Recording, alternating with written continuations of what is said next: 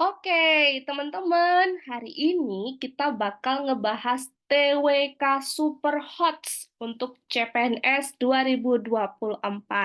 Jadi, ada beberapa soal dan tentu saja kita juga akan membahas soal-soal tersebut berdasarkan FR CPNS tahun lalu. Yakin deh dijamin auto paham. Yuk, langsung aja kita mulai ya.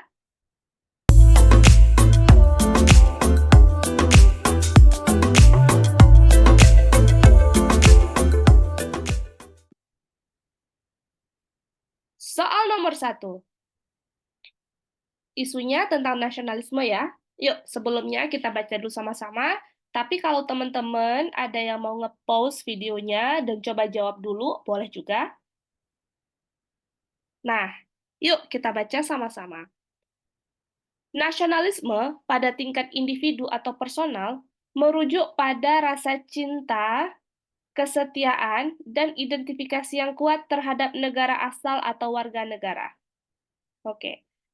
Untuk individu sebagai warga negara, nasionalisme mencerminkan rasa bangga dan komitmen terhadap negara tempat mereka lahir atau di mana mereka menjadi warga. Pentingnya nasionalisme individu terletak pada kontribusinya terhadap pembentukan dan pemeliharaan keberlanjutan negara, serta kontribusinya terhadap kohesi sosial dan pembangunan masyarakat. Namun, sebaiknya nasionalisme ini diimbangi dengan penghargaan terhadap keragaman dan sikap terbuka terhadap dunia global untuk menciptakan masyarakat yang inklusif dan saling mendukung. Berdasarkan narasi tersebut, upaya yang paling tepat mencerminkan nasionalisme adalah A. Selalu menggunakan bahasa Indonesia sebagai bahasa sehari-hari. B. Berusaha ikut serta dalam kegiatan sosial masyarakat di lingkungan tempat tinggal. C. Menghormati perbedaan budaya, agama, dan suku bangsa dalam berinteraksi sosial. D. Mengikuti seminar internasional untuk mempromosikan hubungan positif antar bangsa. Atau E. Selalu mendukung upaya pemerintah dalam menetapkan kebijakan strategis. Wah, ini soalnya benar-benar hot, teman-teman. Jadi benar-benar susah. Teksnya aja panjang, dan di dalam teks ini kita harus mencari yang namanya kata kunci. Jadi teks ini mengandung kata kunci harus kita temukan. Untuk apa? Supaya kita bisa menjawab apa yang ditanyakan. Oke ya. Nah, jadi di sini aku juga mau sharing tips ya untuk kalian. Jadi, kalau kalian lihat soal yang panjang-panjang seperti ini, untuk menghemat waktu, jangan dulu dibaca soalnya. Karena ini soalnya panjang, ya, atau narasinya maksud saya. Baca aja langsung soalnya. Nah, ketika kita sudah baca soalnya, jadi kita sudah punya gambaran kira-kira apa sih yang diminta dalam teks tersebut. Seperti itu ya. Baik. Oke. Baik. Kemudian, oh, tunggu ya. Ini ada sedikit. Oke. Ya, mari kita baca sama-sama. Berdasarkan narasi tersebut, upaya yang paling tepat mencerminkan nasionalisme adalah. Nah, di sini yang ditanyakan adalah upaya yang paling tepat untuk mencerminkan nasionalisme. Tapi, untuk pertanyaan ini, tentunya kita harus merujuk kepada konteks. Konteks yang ada di sini. Jadi teman-teman, untuk itu tipsnya adalah temukan kata kunci. Kira-kira apa yang ingin ditonjolkan dan ingin dipahami lebih di dalam soalnya, narasinya. Yuk, mari sama-sama kita lihat lagi. Nasionalisme pada tingkat individu atau personal merujuk pada rasa cinta. Oh, jadi ini kita adalah nasionalisme pada tingkat personal ya. Jadi sifatnya ini adalah sifat yang bagaimana kita bisa me, apa namanya itu ya, menjalankan nasionalisme itu, karena tingkatnya itu adalah personal ya, jadi tingkatnya pribadi. Yaitu merujuk pada rasa cinta, kesetiaan, dan identifikasi yang kuat terhadap negara asal atau warga negara. Nah, untuk individu sebagai warga negara, oke, nasionalisme mencerminkan rasa bangga dan komitmen terhadap negara tempat mereka lahir atau mereka di mana mereka menjadi warga. Oke. Pentingnya nasionalisme individu terletak pada kontribusi terhadap pembentukan dan pemeliharaan keberlanjutan negara, serta kontribusi terhadap kohesi sosial dan pembangunan masyarakat. Dah, wow, udah kelihatan ya. Jadi di sini ada bahasa yang namanya pembentukan dan pemeliharaan keberlanjutan negara. Oke. Kemudian ada juga, sebentar saya ganti dulu. Oke. Kemudian ada juga disebutkan kohesi sosial dan pembangunan masyarakat. Jadi udah ketemu kata kuncinya. Ada pembangunan masyarakat, ada kohesi sosial. Baik. Oke. Namun, sebaiknya nasionalisme ini diimbangi dengan penghargaan terhadap keragaman dan sikap terbuka terhadap dunia global untuk menciptakan masyarakat yang inklusif dan saling mendukung. Tapi di dalam narasi ini ada sebuah penekanan, ada kata-kata namun di sini. Jadi kalau ada kata-kata seperti ini ya, kata penghubung atau kata yang ditekankan seperti ini, bisa jadi hal inilah yang sedang dicari oleh si pembuat soal. Jadi kita harus pandai-pandai melihat, karena ini memang soalnya sangat hot ya, sangat-sangat rumit. Jadi kita harus melihat apa yang sebenarnya sedang dicari. Ketika kita melihat kata kunci seperti namun, tetapi, apabila, bisa saja itu merujuk kepada contohnya atau kepada yang diinginkan. Kita lihat, sebaiknya nasionalisme ini diimbangi dengan penghargaan terhadap keragaman dan sikap terbuka terhadap dunia global. Jadi ini saya bisa katakan ini adalah salah satu kata kunci ya. Kata kunci yang harus kita garis bawahi. Sepertinya mungkin inilah yang sedang dicari oleh si pembuat soal. Jadi kata kuncinya dunia global, global untuk menciptakan masyarakat yang inklusif dan saling mendukung. Seperti itu. Yuk sama-sama sekarang kita lihat ke jawabannya ya. Oke, kita lihat dulu yang ke jawabannya. Baik. A. Selalu menggunakan bahasa Indonesia sebagai bahasa sehari-hari. Nah, gimana teman-teman? Apakah A jawabannya? Apakah ini menunjukkan kohesi sosial dunia global? Apakah ini menunjukkan? Kita simpan dulu ya. Yang B. Berusaha ikut serta dalam kegiatan sosial masyarakat di lingkungan tempat tinggal.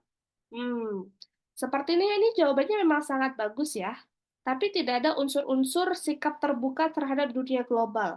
Jadi saya rasa ini salah ya, teman-teman ya. Belum tepat yang ini. Yang C, menghormati perbedaan budaya, agama, dan suku bangsa dalam berinteraksi sosial. Oke, jadi ada menghormati perbedaan budaya, agama, dan suku bangsa dalam berinteraksi secara sosial. Bagaimana ini teman-teman? Bisa jadi ya, kita simpan dulu. Yang D, mengikuti seminar internasional untuk mempromosikan hubungan positif antar bangsa. Nah, di sini ada kata-kata internasional, lalu juga ada antar bangsa, hubungan positif antar bangsa. Apakah ini jawabannya? Sepertinya sudah mulai mengkerucut, tapi kita lihat dulu, kita simpan dulu. Yang E, selalu mendukung upaya pemerintah dalam menetapkan kebijakan strategis. Ini sepertinya jauh ya teman-teman ya. Jadi ini bukan. Antara A, C, sama D. Kemudian kita lihat lagi sebenarnya apa yang diinginkan. Balik lagi di sini. Jadi di sini teman-teman kalau mau lihat boleh ya. Di 4 kalimat dalam di 3 kalimat terakhir di dalam paragraf itu sebenarnya ditekankan kata kuncinya. Kata kuncinya adalah dunia global, masyarakat inklusif dan saling mendukung. Dan di antara jawaban A, C dengan D yang paling menunjukkan eh, sikap terbuka terhadap dunia global serta rasa inklusif dan saling mendukung adalah yang D. Ya, jadi jawabannya itu yang D teman-teman ya. Nah, gimana teman-teman? Gimana? Sejauh ini nomor satu aman? Baik, ini adalah kunci jawabannya. Bisa dilihat.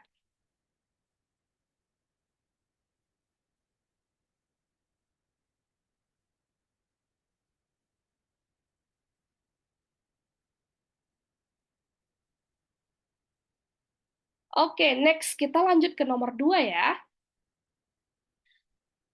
Nomor 2, bagi seorang warga negara, nasionalisme juga dapat mencakup penghargaan terhadap nilai-nilai sejarah, budaya, dan sistem politik negara mereka.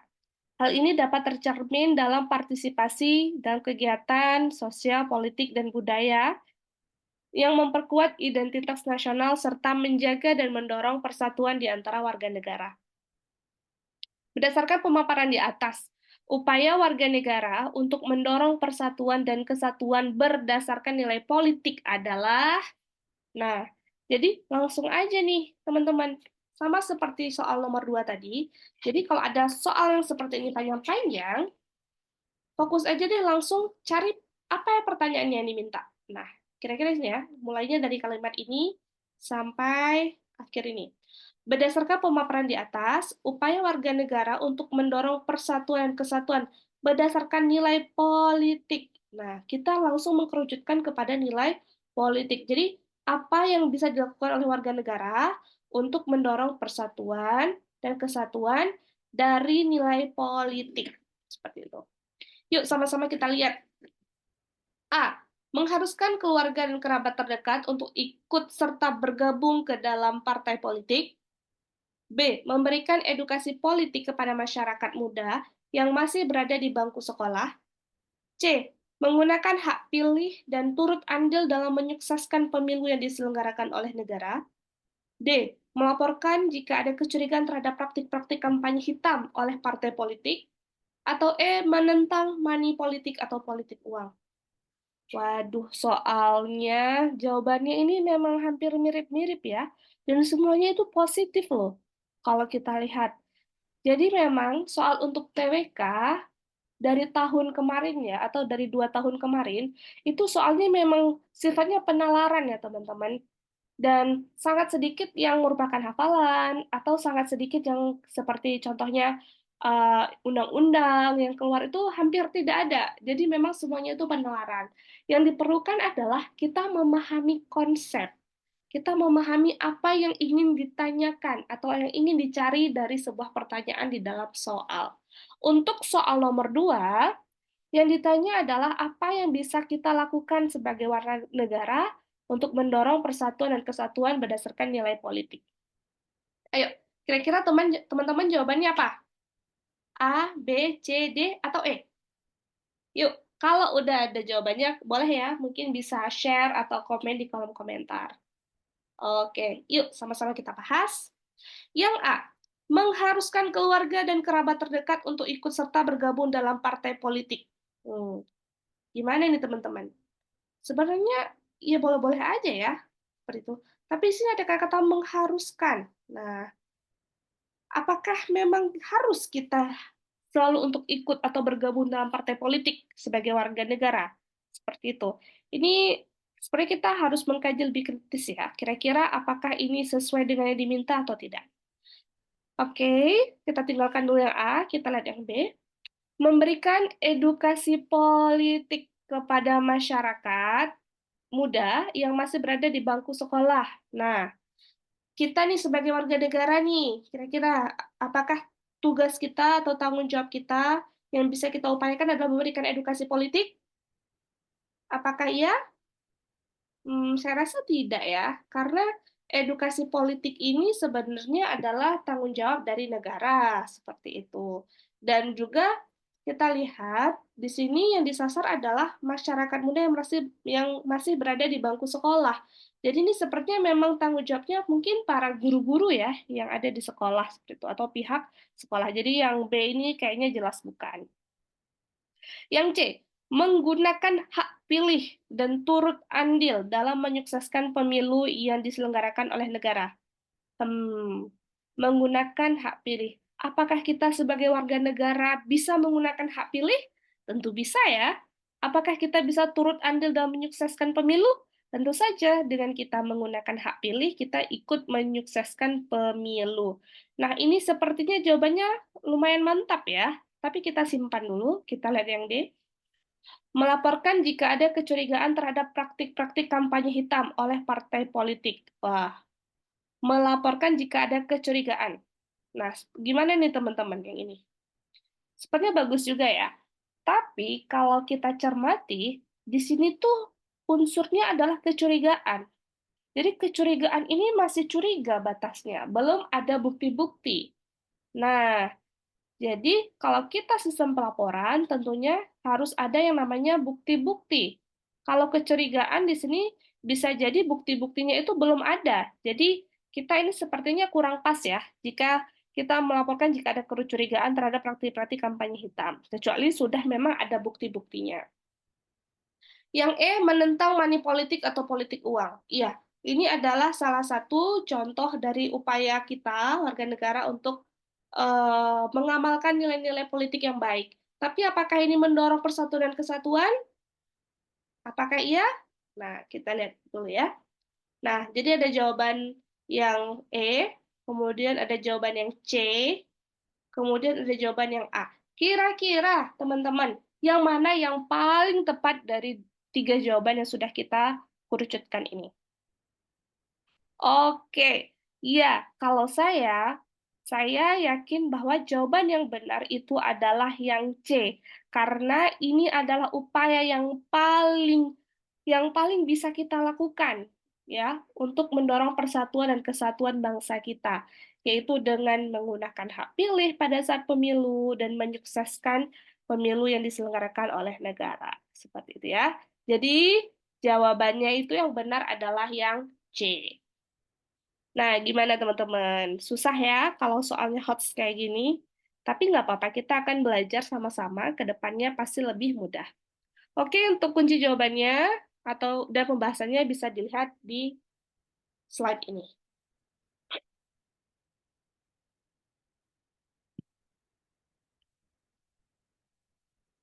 Baik, kita lanjut ke soal nomor 3.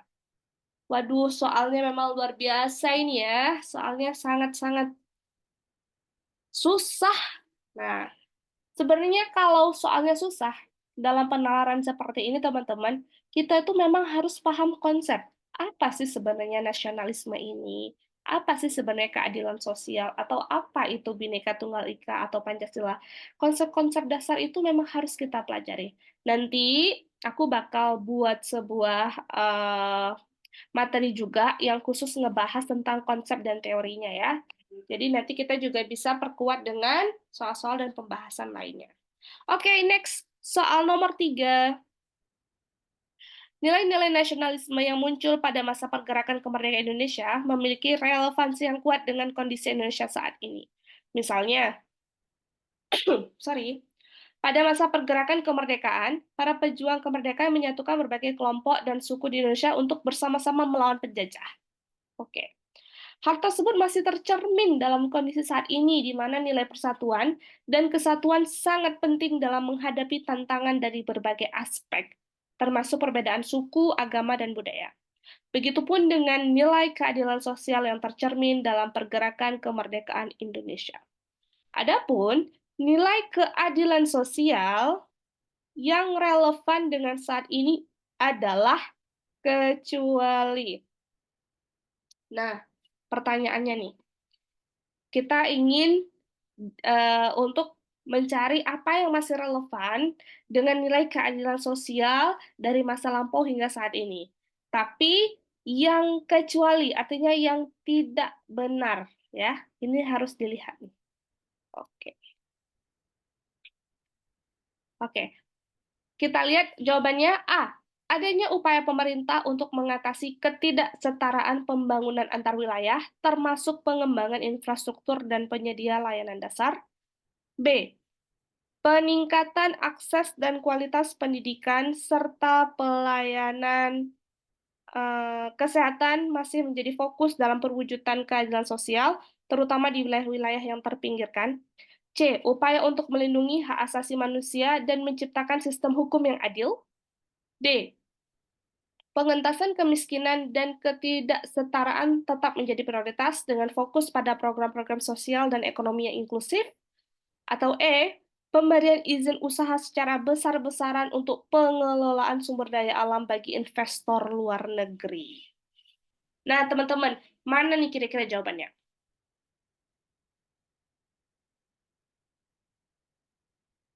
Yuk, jadi kalau kita lihat soal seperti ini, fokus aja langsung ke pertanyaannya ya. Narasinya tuh memang panjang, tapi kadang-kadang narasi ini tujuannya tuh untuk mengecoh dan membuang waktu, teman-teman. Jadi memang langsung aja cari aja soalnya, temukan kata kunci di soalnya, dan apa yang diminta. Di sini adalah nilai keadilan sosial yang relevan dengan saat ini, kecuali jadi yang bukan, yang tidak mencerminkan keadilan sosial itu yang mana pilihannya? Yang A, adanya upaya pemerintah mengatasi ketidaksetaraan pembangunan antar wilayah, termasuk pengembangan infrastruktur dan penyedia layanan dasar. Jadi ini pemerintah berupaya mengatasi ketidaksetaraan. Jadi ini saya rasa bagus ya, karena kan ketidaksetaraannya mau diatasi. Jadi ini benar ya. Ya, bagus benar ya. Yang B, peningkatan akses dan kualitas pendidikan serta pelayanan kesehatan masih menjadi fokus dalam mewujudkan keadilan sosial, terutama di wilayah-wilayah yang terpinggirkan. Nah, ini juga sangat benar. Yang C, upaya untuk melindungi HAM dan menciptakan sistem hukum yang adil. Wah, ini juga bagus ya. Maksudnya ini sangat mencerminkan keadilan sosial. Seperti itu yang ini. Oke ya. Oh, sorry, yang C. Ada melindungi HAM, kemudian sistem hukum yang adil. Ini kan juga cerminan dari keadilan sosial. Jadi saya rasa ini benar. Yang D, pengentasan kemiskinan dan ketidaksetaraan terhadap tetap menjadi prioritas dengan fokus program-program sosial dan ekonomi yang inklusif. Wah, ini juga benar ya. Dan yang kelima yang ke E, pemberian izin usaha secara besar-besaran untuk pengelolaan sumber daya alam bagi investor luar negeri. Oke. Jadi di sini ada pemberian izin usaha secara besar-besaran. Memberikan izin usaha itu bukan sesuatu hal yang baik ya, karena bisa menjadi sebuah cara untuk menarik investor datang melakukan investasi di negara kita. Tapi kita lihat lagi secara besar-besaran dan bagi investor luar negeri. Apakah bagi investor luar negeri aja nih kira-kira? Enggak ya, saya rasa ya. Tetap investor dalam negeri itu juga punya peran dan punya apa namanya tuh hak juga untuk mendapatkan izin pembangunan usaha seperti itu. Jadi saya rasa jawaban yang kurang tepat dalam nilai-nilai keadilan sosial yang relevan saat ini adalah yang seperti itu. Nah, gimana teman-teman? Untuk pembahasannya, silakan bisa dilihat di sini.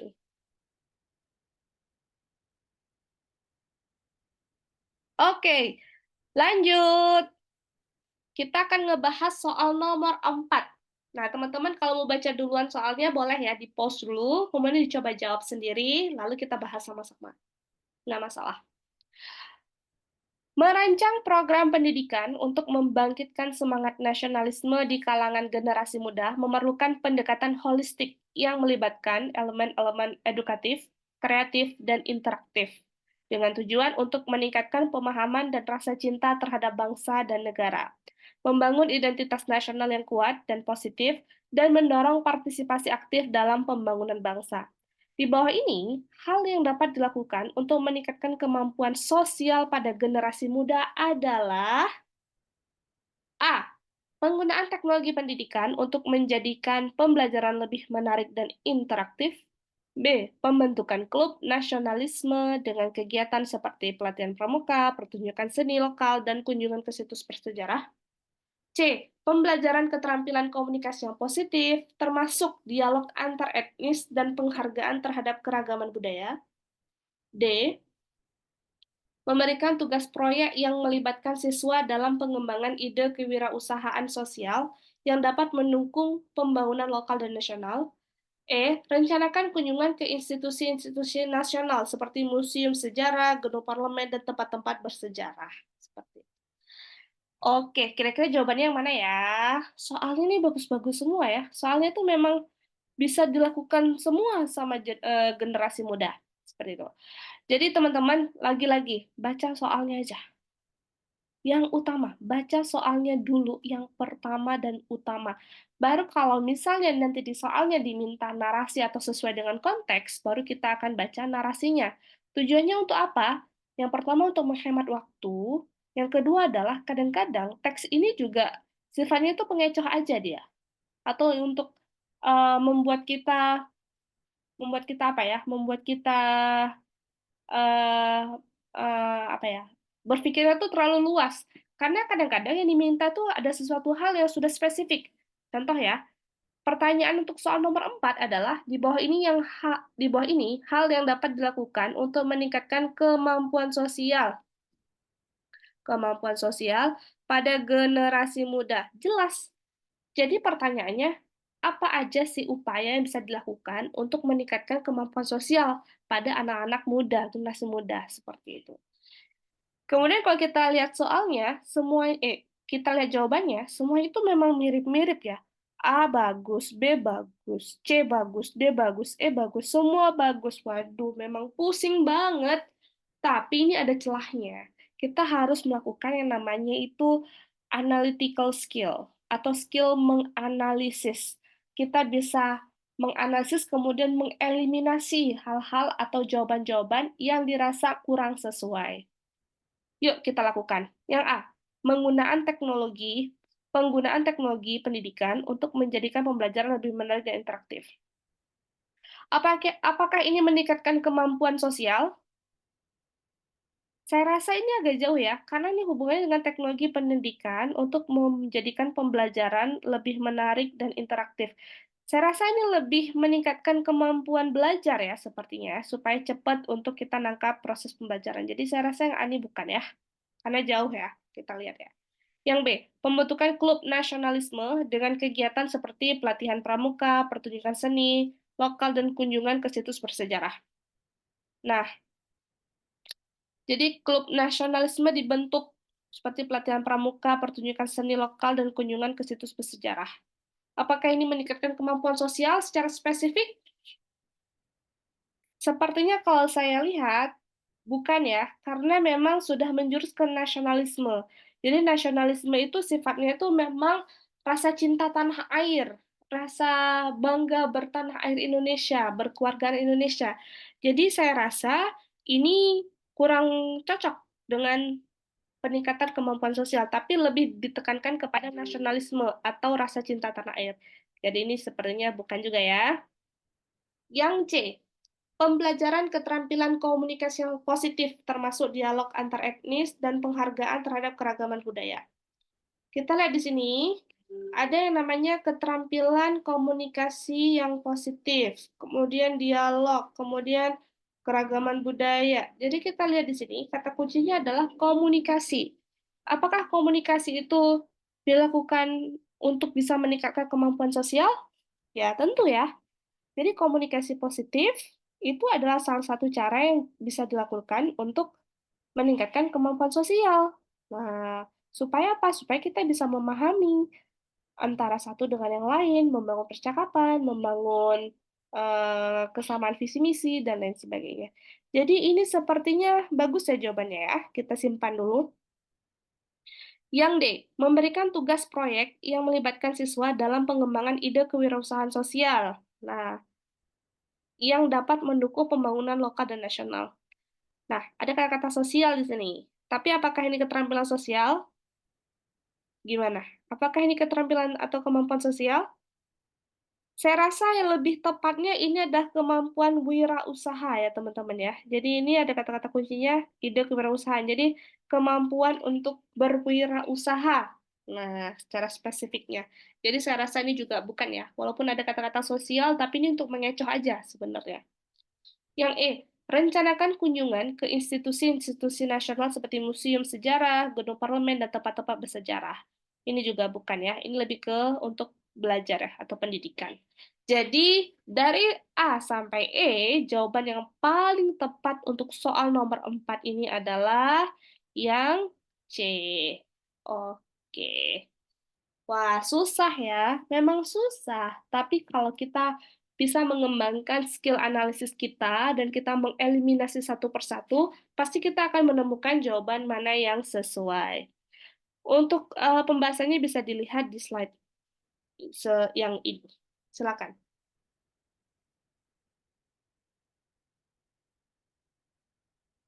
Baik, lanjut untuk soal nomor 5. Sebagai seorang ketua RT, Anda memiliki peran yang penting dalam membangun dan memelihara rasa kebangsaan di komunitas. Saat ini, masyarakat di lingkungan Anda mulai kehilangan rasa kebangsaan, seperti memudarnya nilai gotong royong, individualistik, dan apatisme. Upaya Anda dalam menyikapi hal tersebut adalah kecuali A. Menyelenggarakan pertemuan atau diskusi komunitas secara rutin untuk mengajak warga berbagi pandangan dan pengalaman mereka. B. Mengadakan kegiatan budaya dan tradisional yang melibatkan partisipasi seluruh warga. C. Menggalang inisiatif sosial untuk kegiatan kebersihan lingkungan rutin setiap bulan. D. Melibatkan masyarakat secara langsung dalam proses perencanaan dan pelaksanaan program desa di lingkungan sekitar.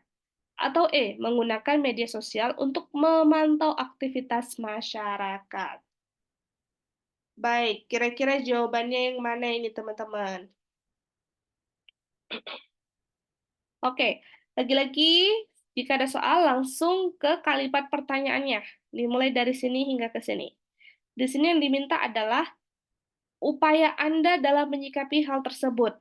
Tapi karena soalnya mengharuskan kita untuk membaca, maka kita harus membaca narasinya, karena memang tidak dijelaskan secara detail apa sebenarnya kata kunci di dalam soal. Jadi mau tidak mau, kita wajib baca narasinya. Baik, sebagai seorang ketua RT, jadi kita ketua RT ya ceritanya. Ketua RT kan pemimpin ya, pemimpin didikan RT. Anda memiliki peran yang penting untuk membangun dan memelihara rasa kebangsaan di komunitas. Jadi, rasa nasionalisme, kemudian rasa kebersamaan itu harus kita juga punya tanggung jawab untuk memupuk rasa itu di komunitas kita. Saat ini, masyarakat di lingkungan Anda mulai kehilangan rasa kebangsaan, seperti memudahnya nilai gotong royong, menjadi individu, dan apatis. Apa upaya Anda? Tapi jangan lupa ada kata-kata kecuali. Nah, ini jangan kita lupakan, teman-teman. Inilah yang kadang-kadang terkecoh. Kita sudah baca soalnya, tapi kita lupa baca kecuali. Akhirnya juga salah semua ya.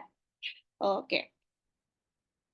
Kita sebagai ketua RT, kemudian masyarakat kita tuh udah mulai kehilangan atau memudar nilai gotong royong. Nah, kita sebagai ketua RT itu bagaimana kita menyikapi? Yang pertama, yuk kita bahas. A. Menyelenggarakan pertemuan atau diskusi komunitas secara rutin untuk mengajak warga berbagi pandangan. Benar ya, ini bagus banget ya. Jadi kita tuh sebagai Pak RT atau Bu RT, kita bisa menyelenggarakan pertemuan atau diskusi. Jadi kita mengajak masyarakat untuk sama-sama datang, lalu kita juga berdialog. Itu merupakan salah satu cara ya untuk terus meningkatkan nilai kebersamaan seperti itu. Yang B, mengadakan kegiatan budaya dan tradisional yang melibatkan partisipasi seluruh warga. Sama ya, bagus ya, karena ada kegiatan budaya, ada kegiatan tradisional, dan kita minta partisipasi seluruh warga. Benar sekali. Yang C, menggalang inisiatif sosial untuk kegiatan kebersihan lingkungan rutin setiap bulan. Wah, ini juga kegiatan yang menjunjung tinggi gotong royong dan kebersamaan. Yang D, melibatkan masyarakat secara langsung dalam proses perencanaan dan pelaksanaan program desa di lingkungan sekitar.